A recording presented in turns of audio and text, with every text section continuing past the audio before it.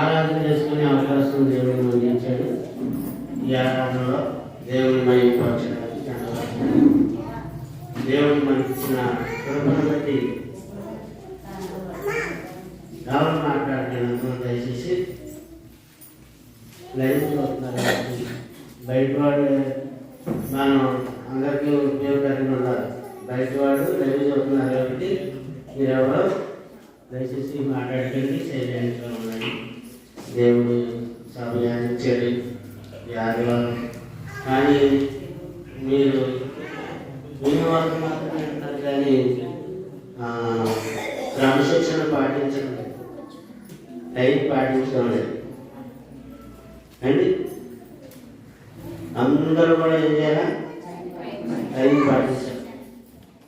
Time పాటించాలి. మొదలు ఎంత మొత్తుకున్నా మళ్ళా మామూలుగానే వస్తున్నారు. ఇప్పుడు ఎంత అంటే 9:20 వచ్చారు కొంతమంది. 9:20 9 దాటిపోయింది. 9 గంటలకి ఆరాధన ఎన్ని గంటలకి? 8 గంటలకి. కానీ ఎంత లేట్గా వస్తున్నారు? గంట లేట్గా వస్తున్నారు. ఇంకా చాలా మంది రాదు. అంటే మన సంఘాల ఉంది క్రమశిక్షణ పాటించే విధంగా ఉందా? క్రమశిక్షణ కలిగి ఉందా? లేదు. అంటే మరి క్రమశిక్షణ డిసిప్లిన్ అనేది చాలా ఇంపార్టెంట్ అయినప్పుడు దాన్ని ఎందుకు పాటించడం లేదు? టైం పాటించకపోతే దేవుడు తీసుకుంటామా? అందరికన్నా ఫస్ట్ పాము అవుతుంది అంతే. మిగతా వాళ్ళు ఎవరు టైంకి రావట్లేదు. ఒకరు మెల్లగా ఒక రావడం అయితే ఆఖరికి అందరూ వస్తున్నారు, కానీ టైంకి రావట్లేదు. అది ప్రాబ్లం. ఎలాగా మరి ఈ ప్రాబ్లం ఎలాగా తీరుతుంది? మీరు ఆలోచించుకోవాలి. సంఘంలో క్రమశిక్షణ అది మొట్టమొదటి. టైంకి రావడం అనేది మొదటిది. క్రమశిక్షణలో ఫస్ట్ భాగం టైంకి రావాలి. ఆరాధనకి టైంకి రావాలి. ఎక్కడ ప్రార్థన పెట్టినా టైంకి రావాలి. యేసు ప్రభు దగ్గరికి ఎలా వస్తున్నారట?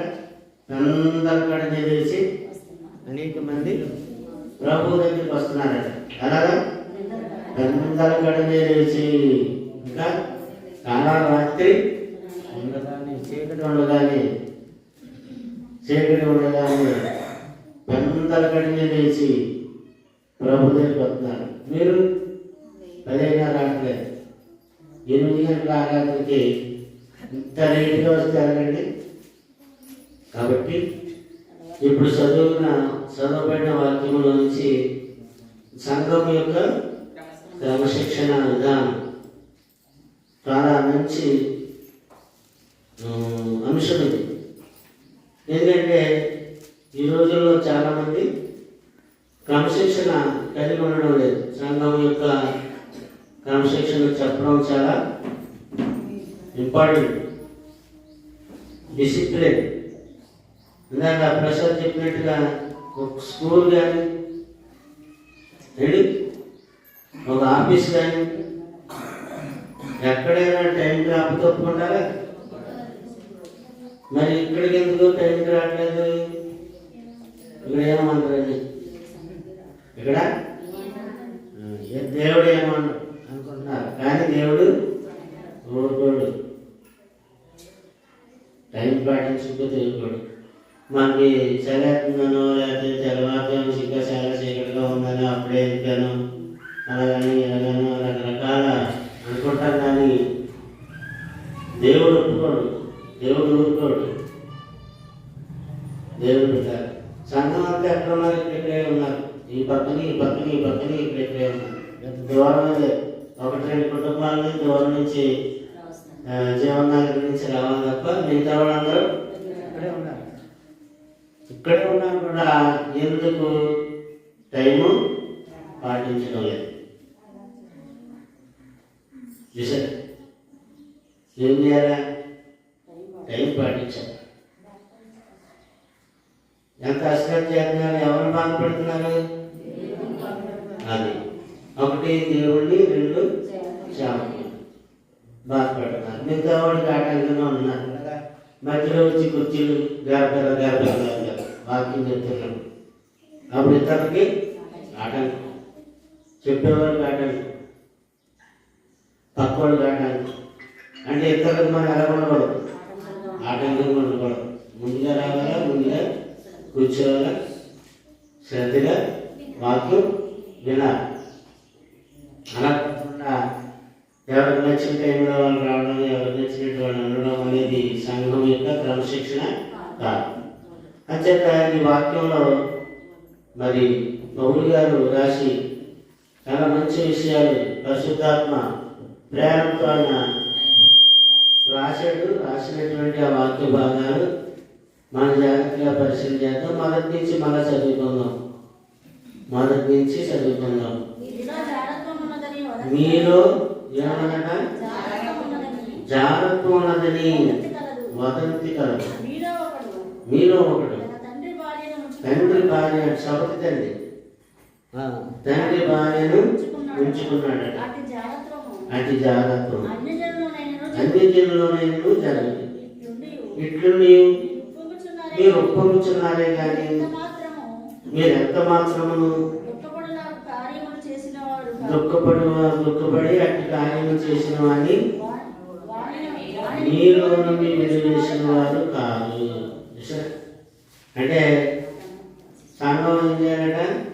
ఇలాంటి దుర్మార్గం చేసినటువంటి దుర్మార్గం అంట సంఘం నుంచి వెలివేసేయాలట. కానీ వెలివేయడం కాదు కదా, వాడు ఒప్పొంగుతున్నారట. వెలివేయడం అంటే వెలివేయడం అంటే చెప్పాలి. సంఘానికి రావద్దని చెప్పాలి. మీరు సంఘానికి రావద్దని చెప్పాలి. అని మీరు సంఘానికి చెప్పకుండా రావద్దని చెప్పడానికి ఎవరికి అధికారం లేదనుకుంటా. అధికారం ఉంది ఎవరికి? సేవకులకి. అందులో సంఘంలో ఉన్నటువంటి నాయకులకి అధికారం ఉంది. అలాంటి కార్యక్రమాలు జాగ్రత్తలు చేసేటువంటి వారి విషయంలో ఎన్ని జాగ్రత్తలు కలిగి ఉండాలని చెప్పాడు. మీరు ఒప్పొంగుతున్నారే నుండి, అంటే ఇలాంటి పరిస్థితి బాగోపోయినా, సంఘం క్రమశిక్షణ లేకపోయినా ఒప్పొంగుతున్నారు. ఒప్పొంగుతున్నారు కానీ మీరు ఎంత మాత్రమును దుఃఖపడి, అంటే ఇలాంటి క్రమశిక్షణ లేనటువంటి దుర్మార్గ కార్యక్రమాలు సంఘంలో జరుగుతుంటే సంఘం ఏం చేయాలంట? సంతోషపడాలా, దుఃఖపడాలా? దుఃఖపడాలి. సంఘం అంతటికీ దుఃఖమే. ఎవరు పెట్టి? ఒక దుర్మార్గుడు పెట్టి, సంఘంలో ఉన్న ఒక్కడిని పెట్టి సంఘం అంతటికీ చెడ్డ పేరు. అప్పుడు సంఘం అంతా కూడా దుఃఖపడాలట. అంటే ఎవరైతే దుఃఖపడతారో, నీతిమంతులైతే దుఃఖపడతారు. పరిశుద్ధంగా బతికే వాడు అయితే దుఃఖపడతాడు. వీడు అలాంటి అయితే అప్పుడు ఏం చేస్తాడు? దుఃఖపాటు ఒప్పొంగుతాడు, సంతోషిస్తాను. వీడు నాకు లాంటి, ఆడు నాకు లాంటి, మనం అందరం పడతాడు అని వీడు ఆనందపడతాడు. పరిశుద్ధులైతే ఏం చేస్తారు? దుఃఖపడాలి. అలాంటి కార్యం చేసిన వాడిని సంఘం నుంచి ఏం చేయాలట? వెలివేయాలి. కనుక దేవుని బిడ్డారా, వీటిలోని మీరు ఒప్పుకున్నారే కానీ మీరు ఎంత మాత్రమును దుఃఖపడి ఇలాంటి కార్యం చేసిన వారిని మీలో నుండి వెలివేసిన వారు కాదని పౌలు ఎంత బాధపడుతున్నాడో చూడండి. వెలువేయడం అంటే లోక సంబంధమైనటువంటి జ్ఞానం గురించి చెప్తున్నాడు. లోక సంబంధుల యొక్క పరిస్థితి గురించి చెప్తున్నాడు. లోక సంబంధులు ఎలా బతుకుతారో సంఘంలో వాళ్ళు కూడా అలాగే బతుకుతున్నారు అని చెప్తున్నాడు. లోకానికి సంఘానికి సంబంధం లేదు.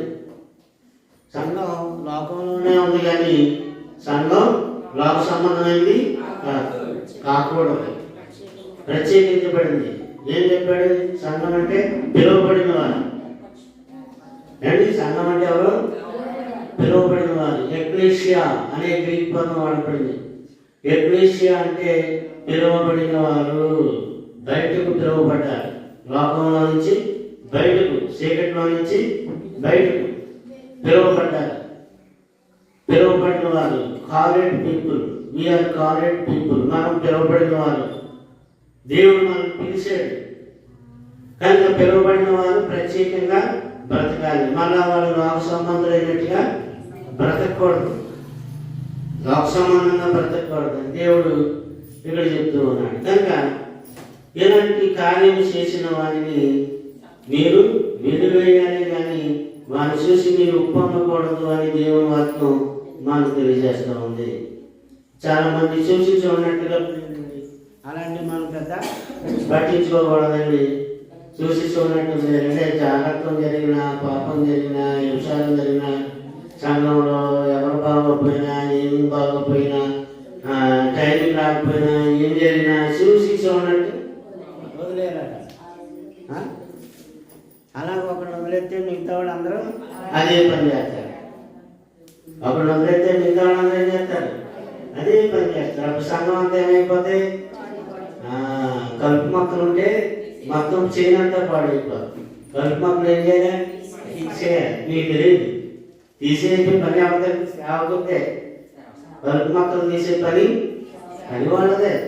రైతు తీడు, యజమాని తీడు, పని వాళ్ళు తీసేయమన్నాడు. అదంతా చెప్పడానికి చాలా సమయం పడుతుంది. ఆలోచన చేయండి. కానీ సంఘం పరలోకం వెళ్ళాలంటే సంఘ క్రమశిక్షణ చాలా అవసరం. టైం పాటించడం అవసరం. టైంకి రావాలి, టైంకి ముగించాలి. మేము కూడా ఏం చేయాలా? టైంకి ముగించాలి.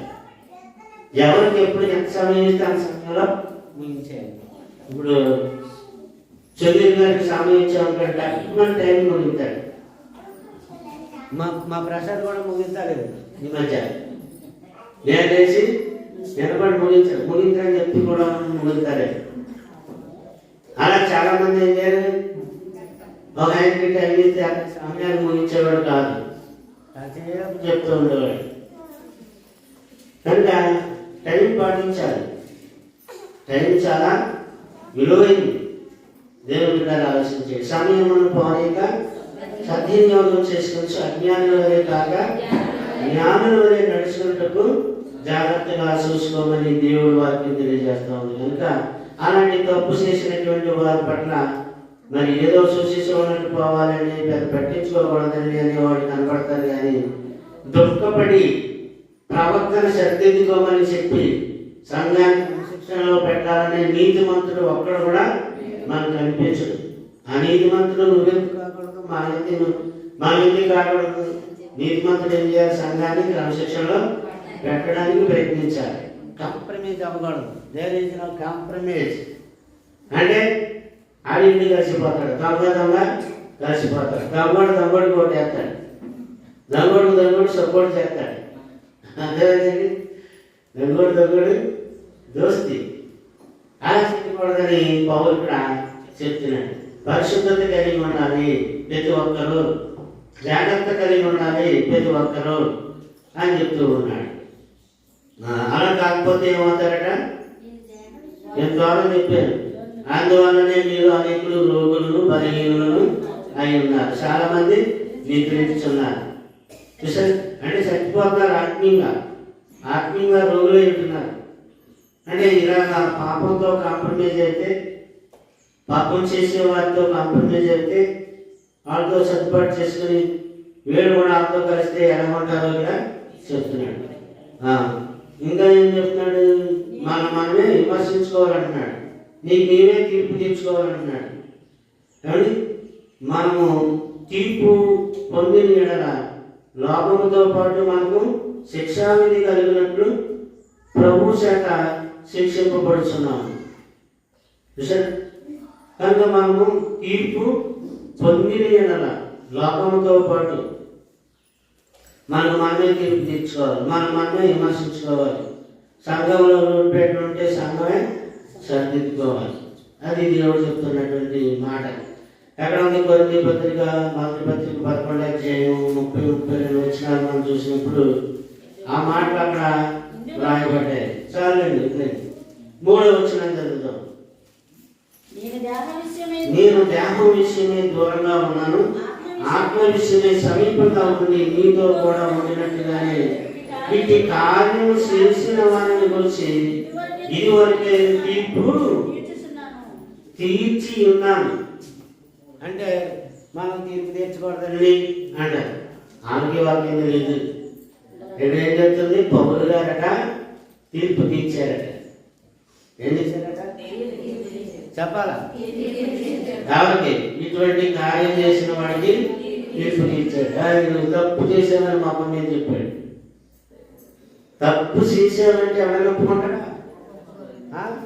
ఆదామా ఎక్కడ నువ్వు తప్పు చేసావని ఒప్పుకున్నాడా? ఒప్పుకోలేదు. నువ్వు నాకు ఇచ్చావు కదా స్త్రీ, ఆమె తప్పు చేసిందని చెప్పాడు. మరి ఆమె పిలిచాడు, అవ్వా నువ్వు చేసిన పని ఏంటి అని అన్నాడు.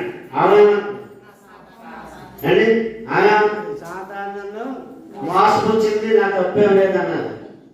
అంటే ప్రతి ఒక్కరు తప్పును కప్పుగట్టుకునేవాడే కానీ తప్పును ఒప్పుకొని విడిచిపెట్టేవాడు కనిపించడం. కనుక చేసిన తప్పుని ఒప్పుకున్నవాడే గొప్పవాడు, చేసిన పాపాన్ని ఒప్పుకున్నవాడే గొప్పవాడు, సరిదిద్దుకున్నవాడే గొప్పవాడు.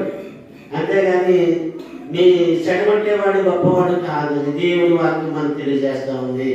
నేను దేహం విషయమే మీకు దూరంగా ఉన్నప్పుడు ఆత్మ విషయమే సమీపంగా ఉండి నీతో కూడా ఉండినట్టుగానే ఇటు కార్యము ఎలాగో చేసిన వారిని వచ్చి ఇదివరకే తీర్పు తీర్చి ఉన్నాను. ఆల్రెడీ తీర్పు తీర్చేశాడు. తీర్పు తీర్చే హక్కు సేవకులకి ఉంది, సంఘానికి ఉంది. క్రైస్తవులు తీర్పు తీర్చవచ్చు. తీర్పులో రకాలు ఉన్నాయి. తీర్పులో అన్నారా? తీర్పులు ఏమన్నా రకాలు ఉన్నాయి. వ్యక్తిగతంగా తీర్పు కాదు, సంఘపరమైన తీర్పు, ఆత్మ సంబంధమైన తీర్పు. వ్యక్తిగతమైన తీర్పులు వ్యక్తిగతమైన విషయాలు కాదు, ఆత్మ సంబంధంగా సంఘానికి సంబంధించిన తీర్పులు. అటువంటి ఇక్కడ తీర్పు తీర్చేటువంటి అధికారము సేవకులకు ఉన్నదని దేవుని వాక్యం మనకు తెలియజేస్తా ఉంది. ప్రతి మాటను కూడా మనం చాలా జాగ్రత్తగా పరిశీలన చేయాలి. మరి క్రీస్తు ప్రభు యొక్క సంఘంలో సంఘం యొక్క నాయకులు, సంఘం యొక్క నాయకులు సహా ఎవరైనా కూడా తీర్పు తీర్చవచ్చు తప్పు చేస్తే. కనుక సంఘాన్ని పరిశుద్ధంగా ఉంచడం అందరికీ బాధ్యత ఉంది. సంఘాన్ని పరిశుద్ధంగా ఉంచడంలో అందరికీ ఏముంది? బాధ్యత ఉంది. ఆ బాధ్యతను మనం అందరం భుజస్కంధాలపై వేసుకోవాలి. ఎందుకంటే సంఘం అంటే మనకందరికి తెలిసిన మాటే. చెప్పండి, పాతాళ లోక దాని ఎదుట నిలవనేరు. అపవాది కపట హస్తాలలో జనాన్ని బంధించేశాడు. అనేక ఆత్మలు బంధించబడ్డారు. ఆ బంధించబడిన ఆత్మను విడిపించాలంటే సంఘం గట్టిగా పనిచేయాలి, క్రమశిక్షణ కలిగి ఉండాలి. ఎవరికి వాళ్ళు ఈ బాధ్యత నాది, ఈ పని నాది అనుకోవాలి. అది నాకు సంబంధం లేదనుకోకూడదు. సంఘానికి వ్యతిరేకంగా ఆలోచించకూడదు. ఏం చేయాలండి? సంఘానికి కట్టుబడి ఉండాలి. ఏం చేయాలండి? సంఘానికి కట్టుబడి ఉండాలి.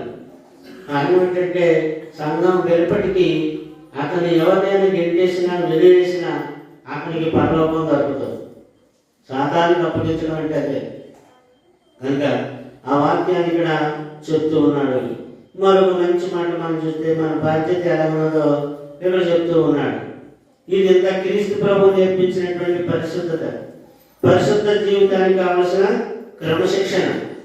కనుక క్రీస్తు నేర్పించినటువంటి పరిశుద్ధ జీవితానికి విరుద్ధంగా ఉండేటువంటి ప్రవర్తన గలవారిని ఎవరినైనా సరే కనిపెట్టి జాగ్రత్తగా చూసి బాధ్యత కలిగేట్టు వారిని హెచ్చరించమని దేవుని వాక్యం తెలియజేస్తోంది. మత్తయి సువార్త 18వ అధ్యాయం 15వ వచనం నుంచి చూస్తే, మత్తయి సువార్త 18వ అధ్యాయము 15 నుంచి చూస్తే, మరియు నీ సహోదరుడు నీ ఎడల తప్పుదేమో చేసిన ఎడల నీవు పోయి నీవును అతడును ఒంటరిగా ఉన్నప్పుడు అతన్ని గద్దించు. అతడు నీ మాట విని ఎడల నీ సహోదరుని సంపాదించుకుంటు అతడు వినని ఎడల ఇద్దరు ముగ్గురు సాక్షుల నోట ప్రతి మాట స్థిరపరచబడినట్లు నీవు ఒకరిద్దరిని వెంట పెట్టుకుని అతను ఎందుకు పొమ్ము. అతడు వారి మాట కూడా వినని ఎడల ఆ సంగతి సంఘమునకు తెలియజెప్పును. అతడు సంఘపు మాట కూడా వినని ఎడల అతన్ని నీకు అన్యులుగాను సొంకరిగాను, అంటే వీళ్ళు యూదులు కాబట్టి అలాంటి ప్రవర్తన గల వాడిని అన్యుడుగాను సొంకరిగాను ఎంచుకోమన్నాడు. అలాంటి వాటితో సాంగత్యము చేయకూడదు. ఇద్దరు ముగ్గురు సాక్షుల నోట ప్రతి మాట స్థిరపరచాలి. సాక్ష్యం ఉండాలి, ఎవిడెన్స్ ఉండాలి. అదే ఆధారం. కోర్టు కూడా ఉండాలి, సాక్ష్యం ఉండాలి. దేవుడి పిల్లలు మనందరూ తెలుసు, సాక్ష్యాధారాలు లేకపోతే కోర్టు కూడా ఏం చేయదు, జడ్జి గారు కూడా ఏం చేయదు. సాక్ష్యాధారాలు లేనందున ఈ కేసు కొట్టువైపోయిందంటే ఏం కావాలి?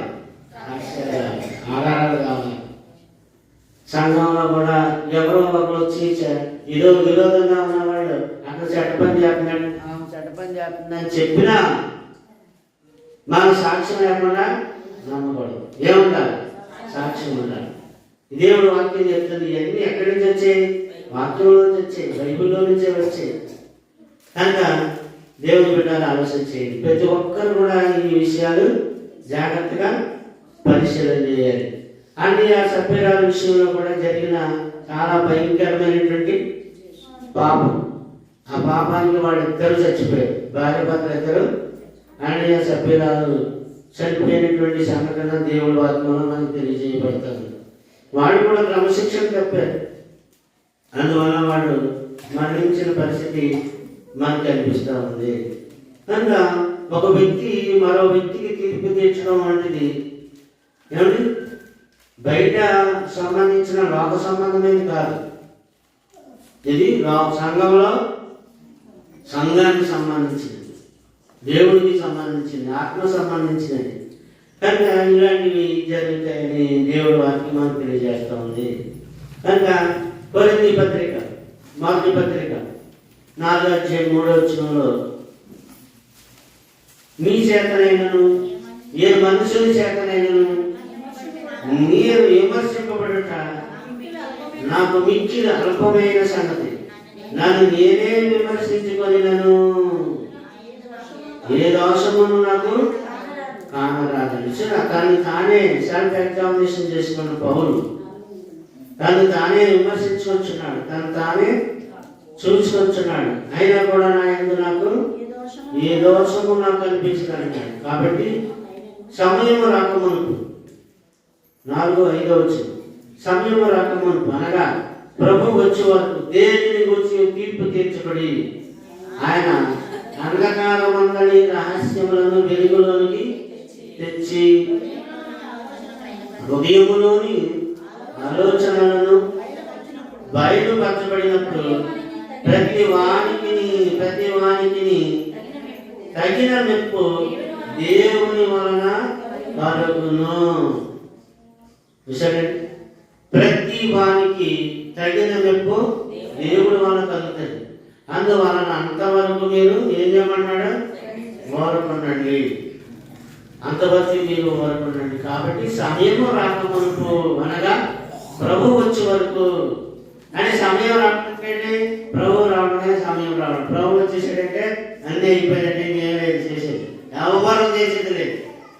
కానీ ప్రభు వచ్చినప్పుడు మనం పరలోకానికి వెళ్ళగలిగే యోగ్యతలో ఉంటామా, అర్హత కలిగి ఉంటామా లేదా అన్నది మనలో ప్రతి ఒక్కరు పరిశీలించుకోవాల్సిన విషయం. దేవుని బిడ్డలు ఆలోచించండి. సంఘానికి అలలు చెరగలిపోతే కాదు, సంఘం యొక్క బాధ్యతలు, సంఘం యొక్క ఎదుగుదల, గ్రోత్, సంఘం యొక్క క్రమశిక్షణ, సంఘం యొక్క నడిపింపు, ఇవన్నీ మనం బాధ్యత వహించాలి. పాటలు అయిపోయి కొంతమంది వస్తున్నారు, పాటలు ఆల్రెడీ అయిపోయి పాడేసేట అవుతున్నారు. ఎందుకంటే టైం రావట్లేదు పాటలు పాడడానికి. ఎవరు ఉంటారు? నేనే పాడుకున్నాను. అందులో పాపం కూడా పాడైపోతుంది, తగ్గించేసింది. అలాగే నేనే పాడుకుని ఎవరు రాలే సమయం అంత బతుకం. లేదా ఎవరు లేదా స్నానం చేయరు, త్వరగా చెదుపడరు. టైం అవుతుంది కదా, టైం అవుతుంది. ముగించే సమయానికి మాత్రం ఏం చేస్తారు? గడియారం కోసం చూస్తారు, త్వరగా ముగించేయమంటారు. వచ్చేటప్పుడు మాత్రం త్వరగా రాదు. ఒకనాడు ఎలాంటి విషయాలు చెప్తే పాస్టర్ ఇలాగన్నారు, అలాగన్నారు, అలాగంటున్నారు, ఇలాగంటున్నారు. ఎన్ని బాధలే ఒక బాధ కాదు సేవకులు, అన్ని సమస్యలే. దేవుడు చెప్పారు మా కోసం చెప్తున్నారు, మరి మీ కోసం కాకపోతే ఇంకెవరి కోసం చెప్తారు. కానీ సంఘం కోసం చెప్పాలి దేవుడి వాక్యం.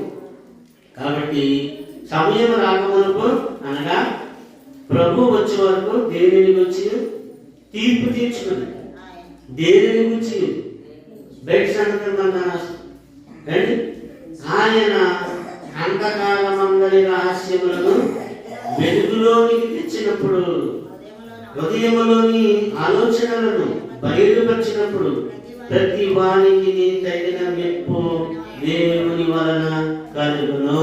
ప్రతి వానికి ఎవరి వల్ల కలుగుతుందంట? మెప్పు దేవుని వలన కలుగును. అంటే మెప్పు ఎవరి వలన కలగాలి? దేవుని వలన కలగాలి, మనుషులు కాదు. మనుషులు మెచ్చుకోవడం కాదు. కొంతమంది మనుషులు మెప్పు కొరకు తాపత్రయపడతా ఉంటారు, ప్రయాసపడతా ఉంటారు. ఆ యజమాని మెచ్చుకోవాలి, పై అధికారిని మెచ్చుకోవాలి, లేదా మన ఆఫీసులో పై అధికారిని మెచ్చుకోవాలి అని ఆ మనుషులు మెప్పు కొరకు తాపత్రయపడతా ఉంటారు. అది లోక సంబంధమైంది. ఈ సంఘంలోకి వచ్చేసరికి మనం ఎవరి మెప్పు? దేవుడి మెప్పు, క్రీస్తు ప్రభు యొక్క మెప్పు, పరిశుద్ధాత్మ యొక్క మెప్పు. బలా నమ్మకమైన మంచి దాసురాలు ప్రభు వచ్చే వరకు నమ్మకంగా ఉండాలి. కానీ రావట్లేదు, ఉండటం లేదు. ఉద్దేశం ఎలా ఉన్నది, ఏమి ఉద్దేశిస్తున్నారు ప్రతి ఒక్కరూ దేవుని బిడ్డ జాగ్రత్తగా చూడండి. కనుక సంఘం యొక్క ఎదుగుదలకు ఉపయోగపడే కొన్ని విషయాలు మనం చెప్పుకున్నాం. మీకు ఎవరికైనా గుర్తున్నాయా? 4 విషయాలు చెప్పాను. ఒకటి సంఘం ఆరాధన, వెరీ ఇంపార్టెంట్, చాలా ఇంపార్టెంట్. ఆరాధనకు హాజరు కాకపోతే అతను ఇంక ప్రశ్న అయిపోయే పరిస్థితి ఉంటుంది. 1 వారం 2 వారం 4 వారం అలాగే ఒక 5 6 వారం 2 నెలలు మంది రాలేదనుకోండి, ప్రశ్న అయిపోయింది. కానీ ఆరాధన చాలా అవసరం. దేవుడు ఆత్మ కనుక ఆయన ఆరాధించేవారు ఆత్మతో సత్యముతో అది ఎప్పుడు ఉండకూడదు. అందుకే అక్కడ మనం రొట్టె ద్రాక్షరసం తీసుకుంటున్నాం, ప్రార్థన చేస్తున్నాం అండి, రొట్టె తీసుకుంటున్నాం, ద్రాక్షరసం తీసుకుంటున్నాం, కానుకలు సమర్పిస్తున్నాం, పాటలు పాడుతున్నాం, ప్రార్థన చేస్తున్నాం. ఆత్మతో సత్యముతో ఆరాధించే పనిని మనము కలిగి ఉన్నాం. రెండవది ఏం చెప్పాను? సువార్త ప్రకటన. సువార్త ప్రకటన అంటే రాత్రి మీటింగ్ జరిగింది, అది సువార్త ప్రకటన.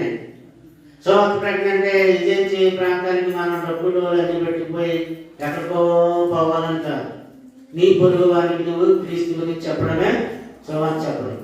నీ పొరుగు వారికి వాక్యం చెప్పడమే సువార్త చెప్పడం. ఆ వీధిలో వాక్యం చెప్పడమే సువార్త చెప్పడం. రకాలు ఉన్నాయి అందులో.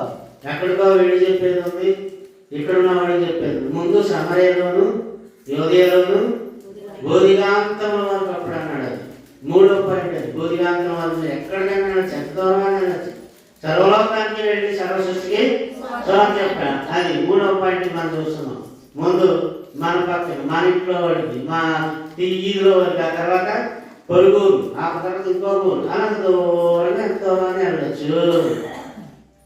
అది సువార్త. ఎక్కడికో వెళ్తలేదు కనుక సువార్తకి వెళ్తలేదు, సువార్త మానేసేది అనుకోకండి.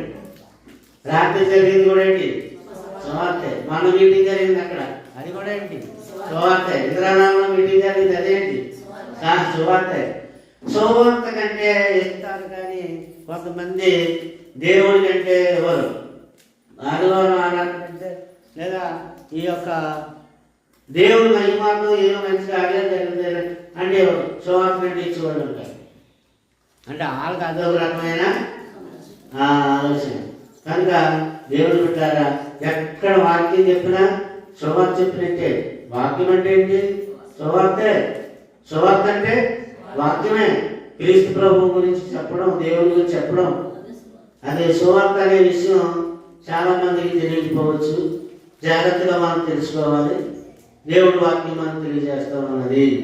రోమపత్రిక 14వ అధ్యాయము 4వ వచనం. రోమపత్రిక 14వ అధ్యాయము 4వ వచనం. రోమాపత్రిక 14 అధ్యాయం. పరుని సేవకునికి తీర్పు తీర్చుటకు నీవెవడవు? అతడు నిలిచియుటైనను పడిపోవుటైనను అతని సొంత యజమానుని పనియే అతడు నిలిచును. ప్రభు అతను నిలబెట్టుటకు శక్తి గలవాడు. నరుని పరుని సేవకునికి తీర్పు తీర్చుటకు నీవెవడవు అన్నాడు.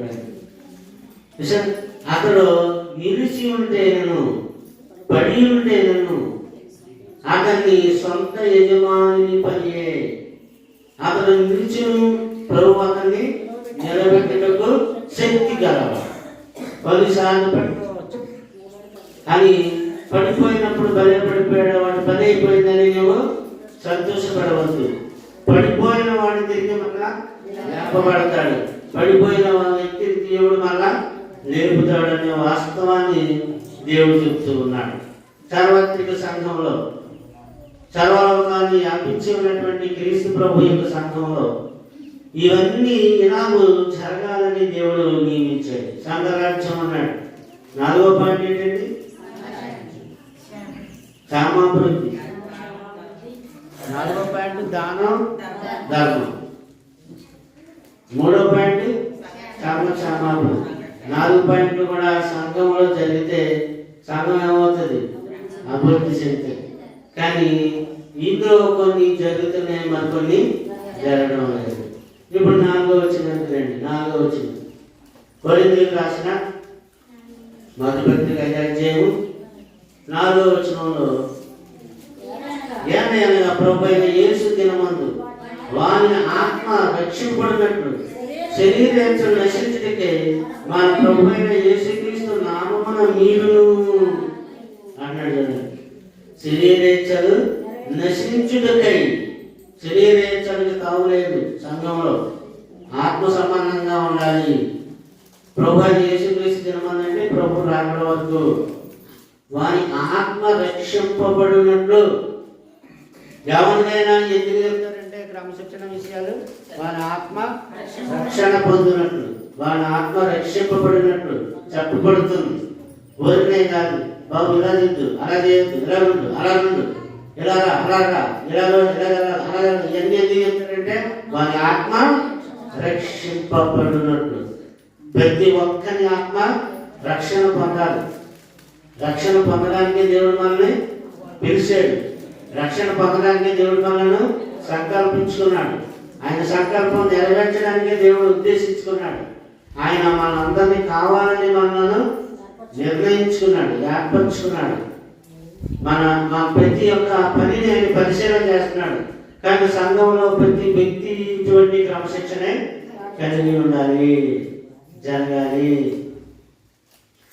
సంఘం యొక్క వెలుపలి వారికి తీర్పు తెచ్చేది కాదు. కానీ సంఘంలో ఉన్నటువంటి ప్రతి ఒక్కరు ఒకరికి ఒకరు తీర్పు తీర్చుకునేటువంటి అవకాశం వాక్యం ద్వారా దేవుడు మనకి ఇస్తూ ఉన్నాడు. సంఘంలో వాక్యం ద్వారా ఒకరికొకరు హెచ్చరించుకోవడానికి, బుద్ధి చెప్పడానికి ఇవన్నీ దేవుడు వ్రాయిస్తూ ఉన్నాడు. దేవుడు బిడ్డలు ఆలోచించేయండి. ప్రకటన గ్రంథం 2వ అధ్యాయము 20వ వచనము చూసినట్లయితే, ప్రకటన గ్రంథము 2వ అధ్యాయం 20వ వచనం, ఆయనను నీ మీద తప్పు ఒకటి మాపవలసి ఉన్నది. ఏమనగా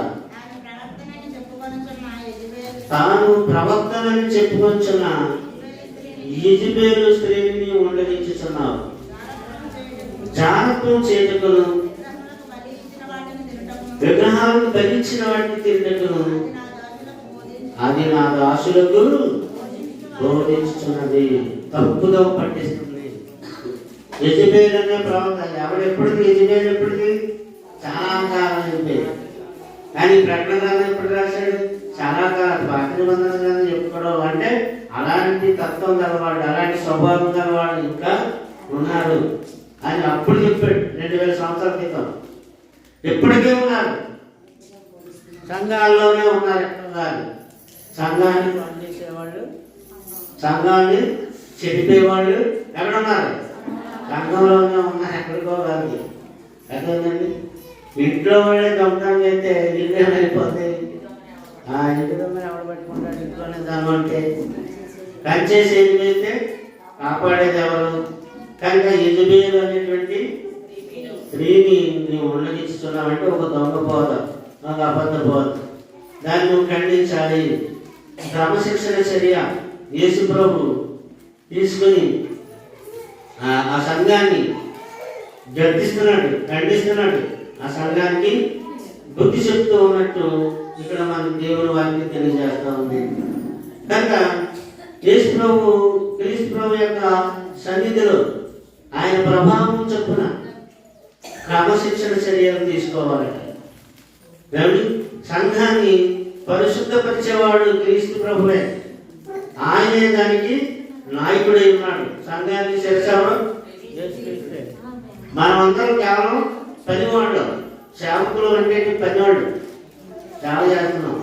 సంఘాన్ని శుద్ధిపరిచేది, సంఘాన్ని బాగు చేసేది, పవిత్రపరిచేది, సంఘాన్ని స్వరక్తం ఇచ్చి కొడుకున్నది ఎవరు? యేసుక్రీస్తు ప్రభువారే. ఆ మాటకు శిరస్సుకు లోబడి ఉండాలి శరీరం అని దేవుని యొక్క వాక్కు మనకు తెలియజేస్తాం. యోహాను సువార్త 14వ అధ్యాయంలో 30 వచనం, ఇకను నీతో విస్తరించి మాట్లాడను, ఈ లోకాధికారి వచ్చుతున్నాడు, నాతో వారికి సంబంధం ఏమీ లేదు. అంటే వాడు సంఘంలోని వాడు కాదు, లోకాధికారి. వాడెవడు? విన్నారమ్మా? ఈ లోకాధికారి వచ్చుతున్నాడు, వాడితో నా పని లేదు, వాడికి నాకు సంబంధం లేదు అన్నాడు. వాడేవాడు చెప్పాలా? ఈ లోకాధికారి వచ్చుతున్నాడు, వాడితో నాకు పని ఏమీ లేదు అని చెప్తున్నాడు. అది ఎవరన్నా? సాతానండి. ఇంకను మీతో విస్తరించి మాట్లాడాడను, ఈ లోకాధికారి వచ్చుచున్నాడు, నాతో వానికి సంబంధమేమీ లేదు. అంటే అపవాదికి క్రీస్తు ప్రభుకి ఏమి సంబంధం ఉంది? ఏమీ లేదు. అలాగే సంఘానికి అపవాదికి ఏమి సంబంధం ఉంది? ఏమి ఉండకూడదు. అపవాదితో సంబంధాలు మనము పెట్టుకోకూడదు. అర్థమైందండి? అంటే అపవాదితో సంబంధాలు ఎవరు పెట్టుకుంటారు? అదే చేశాడు ఇక్కడ. అందుకే అతన్ని సాతానికి అప్పగించుచున్నాననే మాట కూడా అంటూ ఉన్నాడు. కొరింథీ పత్రికలో మాట్లాడండి. ఎన్ని చాలా జాగ్రత్తగా మీరు అర్థం చేసుకోవాలి. సంఘం యొక్క ప్రభావము, సాతాను ప్రభావం సంఘం మీద పడకూడదు. సంఘం యొక్క ప్రభావం, క్రీస్తు యొక్క ప్రభావం బయటపడాలి, లోకం మీద పడాలి. అంటే క్రీస్తు ప్రభు యొక్క తేజస్సు లోకం మీద పడాలి, కానీ లోక సంబంధమైన అంత్యాన్ని సాతాను యొక్క శక్తుల ప్రభావం సంఘం మీద పడకూడదు. అది సంఘం మీద పడ్డాలనుకోండి, సంఘం ఏమవుతుంది? పాడైపోద్ది, విచ్ఛిన్నమైపోద్ది, నాశనానికి వెళ్ళిపోద్ది. వాడు ముఖాన్ని వెళ్ళిపోయినా దేవుడు చాలా పడిపోతాడు, ప్రభు చాలా బాధపడిపోతాడు. కానీ అటు వాడు ప్రత్యర్థపడే వరకు కూడా అతనితో సంపన్న బాంధవ్యములు ఎవరు పెట్టుకోకూడదట. సంఘాన్ని వదిలిపోయిన వాళ్ళతో కానీ, సంఘం నుంచి వెలివేయబడినటువంటి వాళ్ళతో కానీ, సంఘంలో ఉన్న వాడికి ఇంకా సంబంధం ఏమి ఉండకూడదట. మరి అలాగంత కరెక్ట్గా ఎవరున్నారు చెప్పండి అంటారు. అలా ఉంటేనే ఈ మాట మనం నెరవేర్పు జరుగుతుంది. ఎఫెసీ పత్రిక 2వ అధ్యాయం 2వ వచనంలో కూడా మనం చూసినప్పుడు దేవుని బిడ్డలారా, ఎఫెసీ పత్రిక 2వ వచనం, మీరు వారిని చేయించు వాయుమండల సంబంధమైన అధిపతిని అనగా అవధేయులైన వారు ఇప్పుడు ప్రవేశించే శక్తియు ప్రేరేపించే శక్తియు మీరు వాటిని చేయించు వాయుమండల సంబంధమైన అధిపతిని. ఎవడవాడు?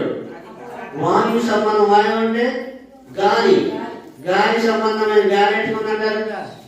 వాడికి గారెట్టుకోవడం అంటే గారెట్ నెయ్యి పట్టుకుందని అర్థం, పోత పట్టుకుందని అర్థం.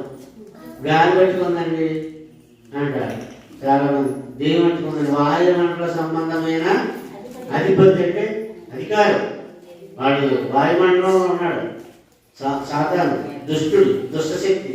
ఆడ వెనకాల చాలా శక్తులు ఉన్నాయి, దుష్టశక్తులు. వాయు సంబంధమైన అధిపతి అనగా అవిధేయులైన వారిని ఇప్పుడు ఎవరు పేర్కొంటాడు? అవిధేయులైన వారిని అందరూ పెట్టుకుంటాడు. సంఘానికి అవిధేయులు, క్రీస్తుకు అవిధేయులు, వాక్యానికి అవిధేయులు, సత్యానికి అవిధేయులు, అవిశ్వాసులు. అలాంటి వాళ్ళందరినీ ప్రేరేపిస్తాడు. ప్రేరేపించు శక్తికి అధిపతి అనుసరించి ఈ ప్రపంచ పునర్జన్మ సంబంధం మునుపు నడుచుకుంటుంది. అది చాలు. సాధారణ గతంలో ఉన్నారు, ఇప్పుడు మీరు జాగ్రత్తగా ఉండండి అన్నాడు. అంటే ఎలాంటి పని చేసిన వారిని ఏం చేయాలన్నాడంటే సాతానికి అప్పగించాలి. 5వ వచనం కొరింథీ మొదటి పత్రిక 5వ వచనం చదవాలి. బైబిల్ అన్న వాళ్ళందరూ యేసు ప్రభువులో వారి ఆత్మ రక్షింపబడినట్లు శరీరించను నశించుటకై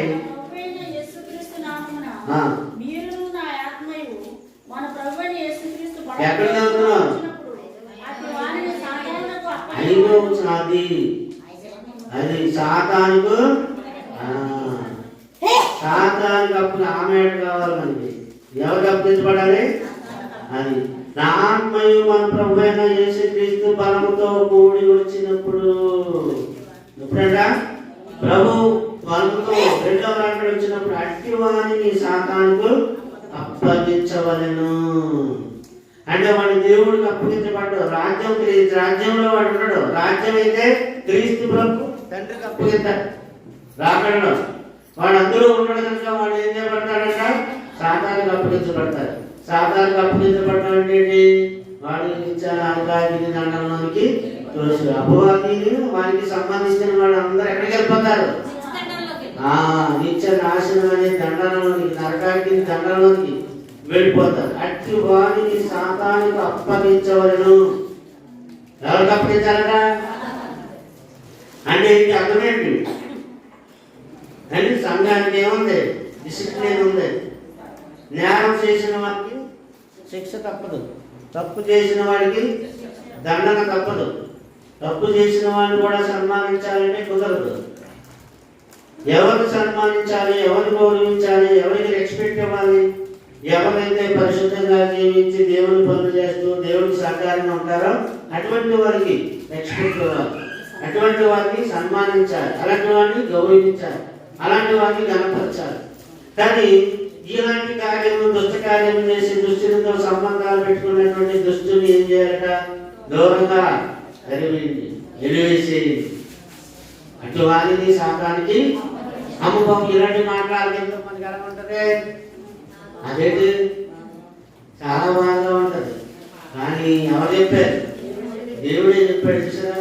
5వ వచనం ఆత్మయు ప్రభు అయిన యేసుక్రీస్తు బలముతో కూడి వచ్చినప్పుడు అట్టి వారిని సాతానికి అప్పగించవలెను. చూడండి ఏం చెప్తున్నాడు? సాతానికి అంటే సంఘములో ఏమండి పాపము అతి స్వల్పంగా ఆరంభమై సంఘమంతగా వ్యాపిస్తుంది. ఎలాగంట? చిన్న గుండె కదా అని అశ్రద్ధ చేసే షుగర్ పేషెంట్ ఎక్కడ చిన్న చెట్ల మీద వేసిందండి, చిన్న కురిపండి ఉంటే ఉండేది.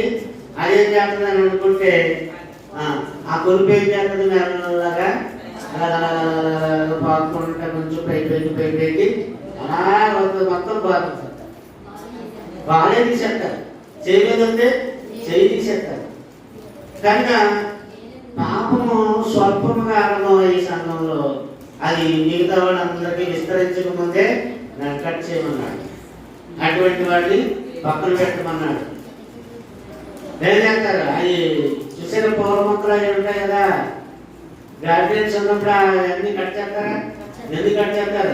చెత్తగా సిధారంగా ఉన్నటువంటి శిలాకంగా ఎలా కట్ చేస్తారు? చక్కగా నీట్గా కట్ చేస్తారు. చాలా అందంగా ఉండేటట్లు కట్ చేస్తారు. పనికిరాని కట్ చేసి పాడేస్తారు. అలాగే సంఘంలో కూడా ఆత్మ సంబంధమైన రాజ్యంలో కూడా దేవుడు అటువంటి వారిని సాతానికి అప్పగించమన్నాడు. అలా పాపం చేసినటువంటి వాళ్ళు చిన్న వ్యతిరేకత వచ్చినా కూడా చాలా జాగ్రత్తగా ఉండమని, కఠినంగా వ్యవహరించడం లేదా కఠినంగా పరిశీలించడం అవసరం. అందుకనే ఇది ఒక కారణంగా ఇక్కడ దేవుడు రాయించాడు ఇలాంటి మాటలు. కనుక ఏమండి, సంఘము ఇలా చేయకపోతే అందులోని వారు అందరూ పాపం చేసే అవకాశం ఉంటుంది, అందరూ ప్రమాదంలో పడిపోయే అవకాశం ఉంటుంది. ఒక గొర్రె దారి తప్పింది అనుకోండి, మిగతా గొర్రెలు కూడా అదే త్రోవనాడతాయి. కానీ ఆ గొర్రె దారి తప్పిన గొర్రెలు త్రోవలో పెట్టడానికి ప్రయత్నం చేయాలి, మనం దారిలోకి రావడానికి ప్రయత్నం చేయాలి. తప్పిపోయిన గొర్రెని వెతికి రక్షించడానికి ప్రయత్నం చేయాలి. తప్పిపోయిన గొర్రెని అయితే తప్పిపోయిన గొర్రెని వెతికి రక్షించవచ్చు. కానీ తప్పించుకుని పోయిన దాన్ని నిద్ర లేపచ్చు, కానీ నిద్ర నటించిన వాడిని లేపలేదు. ఆ నటిస్తున్నాడు, లేవడానికి లేకపోయినా హంగామాలో ఉన్నాడు, అందులో ఉన్నాడు. తప్పించిపోయిన వాడిని వెతికి రక్షించచ్చు. కావాలని తప్పించకపోతే తప్పిపోవడం వేరు, తప్పించుకోవడం వేరు. నిద్రపోవడం వేరు, నిద్ర నటించడం వేరు. అందువల్ల దేవుని ఆలోచన మనం కలిగి ఉండాలి, ఆలోచన చేయాలి. ఇలాంటి వాటన్నింటి విషయంలో మనం ఏం చేయాలి? చాలా జాగ్రత్తగా ఉండాలి అని ఈ దేవుడి వాక్యం మనకి తెలియజేస్తూ ఉంది. ప్రతి ఒక్కరు కూడా ఏం చేయాలి? ఆలోచన చెయ్యాలి. అందుకే 7వ వచనం, 6, 7 వచనాలు చూద్దాం. 6, 7 వచనాలు. మీరు అతిశయపడటం మంచిది కాదు. పులిసిన పిండి కొంచెమైనను మొత్తం తప్పులేదేను. కొంచెమైనా పులుసుకుంటే ఏం చేస్తుందా? మొత్తం పులిసిపోదు, మొత్తం పాడైపోతుంది. పులిసిన పిండి కొంచెమైనను మొత్తం తెగి పులిచేయను. పులిసిన పిండి అంటే అబద్ధ బోధ, దొంగ బోధ, అపవిత్రమైన బోధ, అపవిత్రమైనటువంటి ఎవరి మాటలు, వీటి అందరినీ పాడు చేస్తుంది. పులిసిన పిండి కొంచెమైనను మొత్తం తయ్యు సంఘం అంతేదని అర్థం. మొత్తం అంటే సంఘం. అందులో ఒక్కడున్నా సరే అబద్ధ బోధ చేసేవాడు మొత్తం అందరినీ పాడు చేస్తాడు, సంఘం అంతా పాడైపోతుంది. మరి సంఘం పాడైపోతే సంఘ నాయకుడు ఎవరు? యేసుక్రీస్తు. సంఘ శిరస్సు ఎవరు? యేసు. బాధగా ఉంటుందా, సంతోషంగా ఉంటుందా? మరి సంఘమైన మిగతా శరీరాలంతా కూడా ఏం చేయాలి? వాళ్ళకి కూడా దుఃఖం కలగాలి, వాళ్ళకి కూడా బాధపడాలి. కానీ బాధపడతలేదు. ఎవరైనా పోతే మనకేంటండి? మనం వస్తున్నామా లేదా చర్చికి, మనం వస్తున్నామా లేదా, మనం ఆరాధన వస్తున్నామా, అదే చూసుకునే టైంలో కొంతమంది ఉంటారు. వాళ్ళ స్వార్థపరులు అండి, వాళ్ళు స్వార్థపరులు. కనుక మీరు పులిపిండి లేని వారు కనుక కొత్త ముద్ద అవుటకే పాతదైన పులిపిండిని తీసి పారవేయడం. అంతేకాక క్రీస్తు అని మన పస్కా పశువు వధించబడింది. క్రీస్తు అని మన పస్కా పశువు కూడా ఏం చేయబడిందంట అంటే పాత పొంగు పదార్థం అది తీసి పారేమన్నాడు. పాతదైనది చెడిపోయింది, పులిసిపోయింది. ఆ బోధ సంఘంలో ఉండకూడదు, పులిసిన బోధ సంఘంలో ఉండకూడదు, పులిపిండి సంఘంలో ఉండకూడదు, అంటే దొంగ బోధ సంఘంలో ఉండకూడదు, యజమాని బోధ సంఘంలో ఉండకూడదు, విరామ బోధ ఎక్కడ ఉండకూడదు? సంఘంలో ఉండకూడదు. కనుక పాతదైనా చెడిపోయిన దాన్ని తీసి పారవేయండి, కొత్త పిండి అంశకు ప్రయత్నం చేయండి. పాత జీవితానికి చెందినటువంటి విషయాలకి అందులో స్థానం ఉండకూడదు. పాత జీవితానికి సంఘంలో స్థానం లేదు. సంఘంలోకి వచ్చిన వాడు కొత్త జీవితాన్ని కలిగిన వాడే ఉండాలి, మార్పు చెందిన వాడే ఉండాలి. మళ్ళా దురలవాట్లు, ఆ పాత అలవాట్లు, ఆ పాత తాళులు, ఆ పాత జోదం, ఆ పాత వ్యభిచారం, ఆ పాత పసుపు మళ్ళా సంఘంలో కనుపరచకూడదు. ఎంత జాగ్రత్తగా చూడండి. ఎలవ రాకపోతే కాంప్రమైజ్ అయిపోతే బాగుంటుంది కదా అనుకునేవాడు నచ్చదండి. దేవుడు బిడ్డ ఆలోచించండి. ఎంత ఖండితంగా దేవుడు ఎందుకు చెప్తున్నాడు? పరిశుద్ధ పత్రిక 3వ అధ్యాయము 6వ వచనం నుంచి జాగ్రత్తగా చూడండి. కొలస్సీ పత్రిక 3వ అధ్యాయం 6వ వచనం నుంచి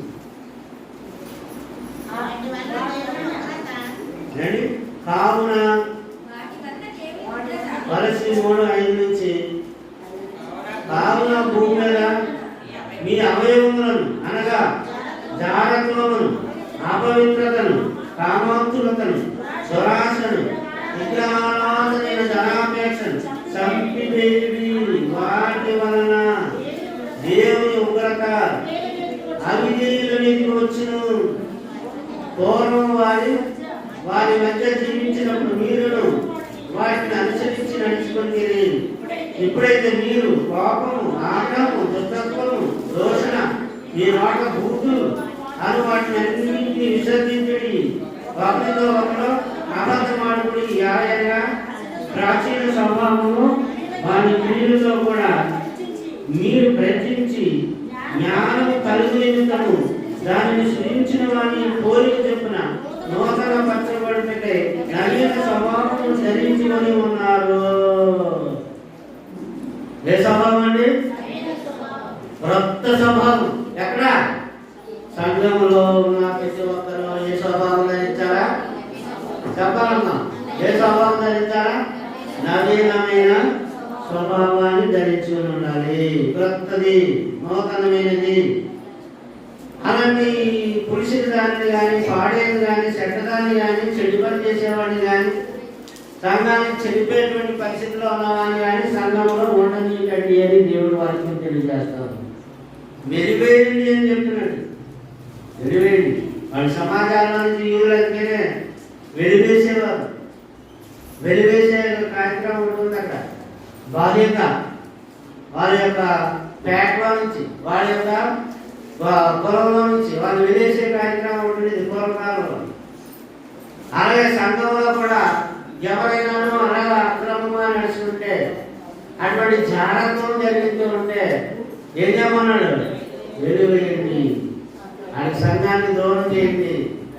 దూరం చేయండి కనుక అటువంటి వాళ్ళతో మీరు సాంగత్యము ఎంత మాత్రము చేయకూడదు, సంప్రదింపులు చేయకూడదు. వాడి చిక్కుపడి నిమిత్తము వాడిని దూరంగా ఉంచండి. ఇటు వాళ్ళు విశ్లేషించడం కానీ, యూదులని కానీ భేదం లేదు. సున్నతి పొందుటేది కానీ, సున్నతి పొందకపోవటేది కానీ భేదం లేదు. పరదేశి అని, సిగ్నీయుడని, దాసుడని, స్వతంత్రుడని లేదు. కానీ క్రీస్తే సర్వము అందరిలో ఉన్నవాడినే ఉన్నాడు. కాగా దేవుని చేత ఏర్పరచబడిన వారును పరిశుద్ధులను ప్రియులైన వారికి తగినట్లు మీరు జాలిగల మనసు, దయాలత్వము, వినయమును, సాత్వికమును, ఏకశాంతమును ధరించుకొనండి. చూసారండి ఎంత మంచి మాట అండి. దేవుని చేత ఏర్పరచబడిన వారును పరిశుద్ధులను ప్రియులైన వారికి తగినట్టు. దేవుడికి ఎలా ఉండాలట? ప్రియులుగా ఉండాలి. ప్రియులుగా ఉండాలి. దేవుడికి నచ్చిన వారుగా ఉండాలి. కానీ డిసిప్లిన్ లేనటువంటి వారిని దూరం చేయండి అంటున్నాడు. అలాంటి చర్యలు తీసుకుంటే సంఘంలో ఎంతమంది నిలబడతారు? అందుకే కీర్తనకాడు 124వ కీర్తన అంటాడు, నీవు కనుక జాగ్రత్తగా పరిశీలించి చూస్తే మాలో ఎవడో ఒక్కడు కూడా బాణంతో తప్పించుకోలేడు అంటాడు. 124వ కీర్తనలో కీర్తనకారుడు మనుషులు మన మీదకి లేచినప్పుడు యెహోవా మనకు తోడై ఉండని ఎడల, వారి ఆగ్రహము మన మీద వెతుకున్నప్పుడు యెహోవా మనకు తోడై ఉండని ఎడల మా ప్రాణముతోనే మృంగి వేసిందురు. కనుక దేవుడు మన ఎల్లప్పుడూ లోపడాలి. సంఘ క్రమశిక్షణకు మనం కలిగి ఉండాలి. క్రమశిక్షణ ప్రతి విషయంలో, రొట్టె వినడంలో, ద్రాక్షారసంలో, బోధలో, సహవాసంలో, సంఘంలో బాధ్యత కలిగినటువంటి వాళ్ళు ఉండాలి. బాధ్యతగా ఉన్న వాడికి దేవుడు ఏం చేస్తాడు? బాధ్యతలు అప్పచెప్పడమే కాకుండా వాళ్ళకి బహుమతులు ఇస్తాడు. బాధ్యత గల వాళ్ళకి ఏమిస్తాడు? బహుమతులు ఇస్తాడు, గిఫ్ట్లు ఇస్తాడు. ఆ గిఫ్ట్ దేవుడు వల్ల మెప్పు. బడా నమ్మకమైన మంచి దాచుడా, మంచి దాసురాల అనేటువంటి మెప్పు, అటువంటి మెప్పు మాలో ప్రతి ఒక్కరూ కూడా పొందగలగాలంటే మనం దేవుడికి ఎలా ఉండాలి చెప్పండి. దేవుడి విషయంలో ఎలా ఉండాలమ్మా? నమ్మకంగా ఉండాలి. అలాంటి వారిని గుర్తించాలి. ఎవరైనా అక్రమం చేసేవాళ్ళు ఉంటే, ఎవరైనా పాపం చేసేవారు ఉంటే, సంఘంలో డిసిప్లిన్ లేకుండా ఉంటే మరి అలాంటి వారిని గుర్తించాలి. అలాంటి వారికి దూరంగా ఉండాలి. ఇక ముందుకి 8వ వచనం కూడా చదువుకుని మనం ముగిందాం. 8వ వచనం 5వ అధ్యాయము 8, 9 వచనాలు కూడా ముగింపులో, గనుక పాతలైన పులిపిండిలైనను దుర్మార్గుని దుష్టత్వమును పులిపిండితో కాకుండా నిష్కాపట్యమును సత్యములను పులియని రొట్టెతో పండుగ ఆశ్రయిందాం. జారులతో సాంగత్యం చేయడానికి ఇది ఇక్కడ చెప్పాలి. ఎంత వచ్చిన వాళ్ళు చెప్పాలి. ఈ రోజు ఏంటి పండుగ ఆచరించడం అంటే అదే పండుగ. ఏది దుర్మార్గం లేకుండా ఉండడమే పండుగ, దుష్టత్వం లేకుండా ఉండడమే పండుగ, నిష్కపటంగా ఉండడమే పండుగ, సత్యం అనుసరించే పండుగ. కనుక ఈ దుష్టత్వము దుర్మార్గమును అనే వాటితో కాక సత్యముతోను నిష్కపటమైన సత్యమును పులియని పిండితో పులియని రొట్టెతో పండుగ ఆచరిద్దాం అన్నాడు. మహోత్సవాన్ని జరుపుకుందాం అన్నాడు. అంటే ఏంటి? యూదులు పాతదైన పస్కా పండుగ కొత్తగా మార్చబడింది. పస్కా పశువు కొత్తగా మార్చబడింది. పస్కా పశువు అంటే సంఘాన్ని క్రీస్తులోనే పస్కా పశువు. ఆయనే ఉదించబడ్డాడు మన కొరకు. ఆయనే మన కొరకు ప్రాణం పెట్టాడు. అలాంటి ప్రభు యొక్క మార్గంలో మనం సత్యాన్ని అనుసరించి జాగ్రత్తగా నడుచుకోవాలి. వచ్చే వారం 9వ వచనం నుంచి ధ్యానం చేద్దాం. అండి రోజు ఎవరితో సాంగత్యం చేయాలి, ఎవరితో సాంగత్యం చేయకూడదు, ఫ్రెండ్షిప్ ఎవరితో చేయాలి, ఎవరితో చేయకూడదు అనేది వచ్చేవారు మనం జాగ్రత్తగా వాక్యం నుంచి పరిశీలిద్దాం. ఏం చేయాలంటే ఎలాంటి సంఘ క్రమశిక్షణ పాఠాలు అవసరం. చాలా జాగ్రత్తగా ఏమీ తెలియకుండా ఏర్పడి చేస్తే అవుతుంది. వాక్యం తెలిసి ఉండాలి. ఏర్పడి చేయాలంటే ఏం చేయాలి? వాక్యం తెలియాలి, సత్యం తెలియాలి, జ్ఞానం తెలియాలి. కనుక అటువంటి సత్యం తెలుసుకోవడానికి మనం అందరం జాగ్రత్త పడదాం. వాక్యాన్ని అనుసరిద్దాం. ప్రార్థన చేసుకుందాం. అందరూ కళ్ళ నుంచి ప్రార్థన చేసుకుందాం. దేవుని మహాపరిశుద్ధుడా పరమ తండ్రి, గొప్ప తండ్రి, మీ ఘనమైన శ్రేష్టమైన నామాన్ని పొందడం చెల్లించుకొచ్చాను. ఇంతవరకు ఆయన మమ్మల్ని వాడుకున్నందుకు మీకు తిరిగి చెల్లించుకొచ్చాను.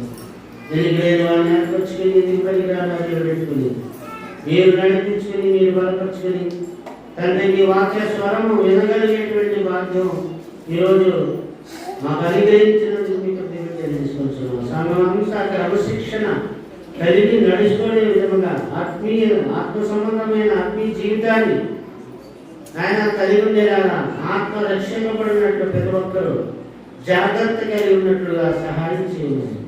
విని మరుచువారుగా ఉండకుండా కడసేవి పెట్టకుండా వాక్యానుసారంగా నడుచుకునే అవకాశం కలిగించండి. క్రీస్తు నామాన్ని అడిగి వేడుకొంచున్నాం తండ్రి.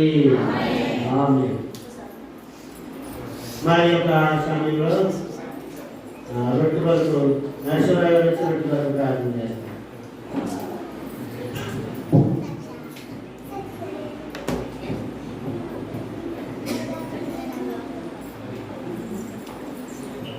రొట్టె వరకు వాక్యం చదువుకుందామండి. 23